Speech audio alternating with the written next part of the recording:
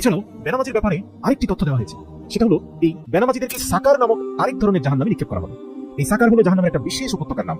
সাকারবাসী সম্পর্কে পবিত্র কোরআনে বলা হয়েছে, আমি তাদেরকে দাখিল করবো সাকারে। তুমি কি জানো সেই সাকার কি? যেখানে মানুষ জীবিতও থাকবে না, আবার মরেও যাবে না। সেখানে মানুষের গায়ের চামড়া ঝলসে দেওয়া হবে। সেখানে নিয়ে যেতে আছে বিশেষ 19 জন ফেরেশতা। সূরা মুদ্দাসির আয়াত 26 থেকে 30। আল্লাহ তাআলা আরো ইরশাদ করেছেন, কিসে তোমাদেরকে জাহান্নামের আগুনে প্রবেশ করালো? তখন তারা বলবে, আমরা নামাজ আদায়কারীদের অন্তর্ভুক্ত ছিলাম না। সূরা মুদ্দাসির আয়াত নম্বর 42 থেকে 43। প্রিয় ভাই ও বোনেরা, নামাজ ছেড়ে দেওয়া লোকগুলোর জন্য আরো একটি জাহান্নাম রয়েছে। সেই জাহান্নামের নাম হলো ওয়াইল। পবিত্র কোরআন বলছে, ওয়াইল হচ্ছে সেই সব বেনামাজিদের জন্য যারা তাদের নামাজ সম্পর্কে বেখবর। এটা সূরা মাউন আয়াত নম্বর 4 থেকে 5 রয়েছে।